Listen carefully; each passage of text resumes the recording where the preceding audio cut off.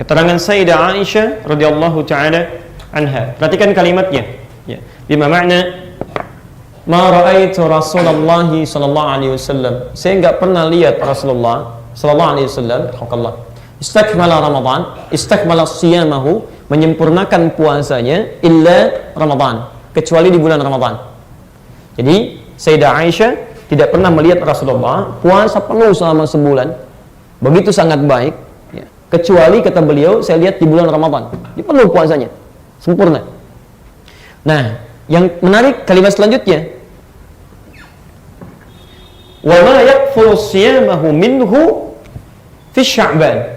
Dan saya tidak pernah melihat beliau memperbanyak puasa sunnahnya kecuali di bulan Sya'ban. Sya'ban ini perbanyak puasa. Ini poinnya. Ini bisa didapatkan di Al-Bukhari nomor hadis 1833, termasuk di hadis Muslim hadis 1956. Di sunnah yang pertama yang diajarkan Nabi, kesaksian Sayyidah Aisyah, juga dipraktikkan oleh beliau, adalah ketika masuk Sya'ban, di siang harinya sunnah Nabi perbanyak puasa. Jelas sampai sini? Ini menarik ini. Bukan sekedar Nabi tunjukkan kepada para sahabatnya, umatnya, tapi beliau sendiri praktekkan ini. Ya, beliau banyak puasa di sini. Apa di antara manfaatnya memperbanyak puasa saat di bulan Sya'ban sebelum ke Ramadan? Perhatikan, bukankah tadi kita ketahui di awal bahwa tidak semua orang-orang ketika masuk di bulan Ramadan sudah terbiasa puasa sebelumnya? Maka Nabi mengajarkan kepada khususnya orang-orang ini, atau bahkan yang telah biasa puasa, agar coba berlatih puasa di Sya'ban.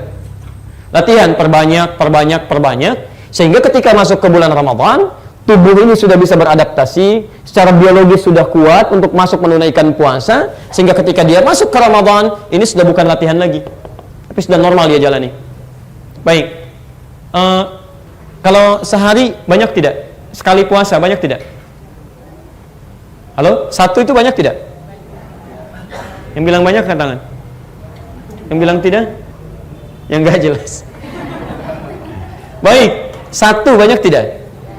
Ya, dua, tiga. Masya Allah. Sunnahnya tadi apa? Perbanyak puasa. Sekarang perhatikan, kalau ada redaksi perbanyak, ini dalam hukum, dalam fikih itu bisa relatif sifatnya. Tergantung siapa yang menunaikannya. Bagi Anda, satu sedikit barangkali. Tapi bagi yang nggak pernah puasa, satu itu bisa panjang, Pak. Sebanyak. Nahan-nahan, nggak pernah puasa, tidak sedikit. Mungkin yang pertengahan dia tiba-tiba batal dan sebagainya. Ya, jadi ketika kita akan ini, kita bisa ukur diri kita, tidak harus samakan dengan orang lain. Terkhusus cek ke rumah, coba dilihat. Barangkali Anda biasa puasa, bahkan puasa Nabi Daud. Sekarang puasa, besok tidak. Lusa puasa, selanjutnya tidak. Tapi kan anak Anda belum tentu. Dan apalagi kalau misalnya adiknya sudah mulai balik sekarang, maka Ramadan tahun ini bukan latihan lagi, sekarang sudah praktek. Maka mulailah di Sya'ban, biasakan dia puasa. Masya Allah. Jangan dipaksa ya, perbanyak, mulai sehari dulu. Besok Kamis misalnya kan, Masya Allah, puasa. Dan Anda pun kalau bisa sekeluarga puasa, supaya dia tuh terstimulus. Ya, dia semangat tuh puasa. Bapaknya puasa, ibunya puasa, anaknya puasa. Mulai latihan. Dan Masya Allah, ibu pun kalau sedang libur misalnya, ada masa haidnya, gak apa-apa.